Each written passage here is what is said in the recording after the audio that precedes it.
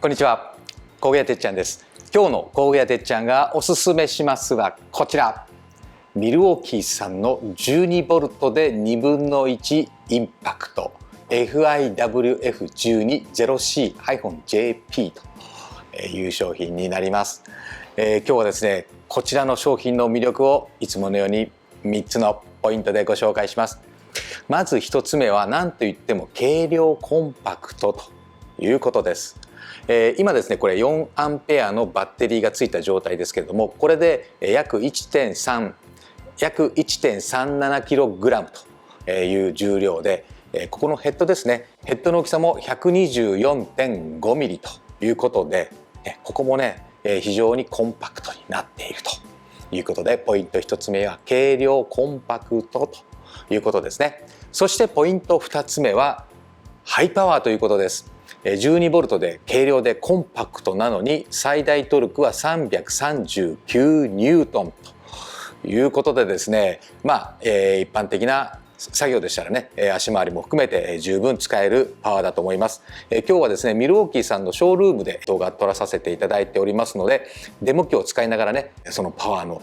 ある感じをですね、お伝えできればなというふうに思います。はい、ではね、ミルウォーキーさんちょっとねトルクレンチをお借りしました。車の足回りであまりここまで締めることはないと思いますが、ちょっとね150ニュートンにセットしました。そしてね、ここにデモ機がありますので、ね、ソケットセットして、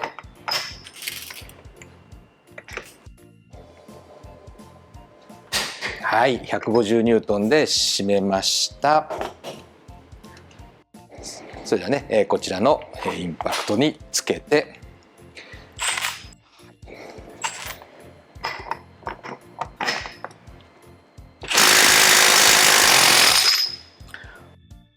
こんな感じでね軽く緩むことができます。はい、いかがでしたでしょう。で、150ニュートンで締めたものを簡単に緩むことができました。そしてね、ここにねモードがありますんで、ここもちょっと紹介しましょうかね。はい、こちらのモードですけども、ここのボタンを押すと、このように変わっていきます。まずここのモードなんですけども、これ右回転になってますね。締め付け用に使ってくださいねということです。仮締め用にですね、ここで、締めますと、パワーがですねそんなにこう出ない。カタログでは14ニュートンって書いてありますけれども、仮締めで使うときはこちらのモードで使っていただきたいと。で緩めるときですね、このように123とありますんで、だいたい3かと思いますけど、ここでトルク調整しながら使うことができます。はい、3ですとね最大で339ニュートン出るということです。はい、ここのモードもですね作業目的、作業環境に合わせてお使いいただければなというふうに思います。そして最後ポイント3つ目ですね。こちらもですねファクトリーギアではオリジナルでお買い求めやすいセットを組んでおります。通常やはりこれもね、よいしょ、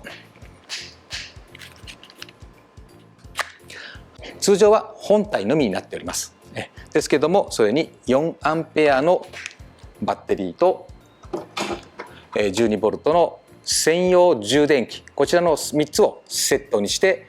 お買い求めやすいセットを組んでおりますのでね、ファクトリーや各店と通信販売でご購入いただければなというふうに思います。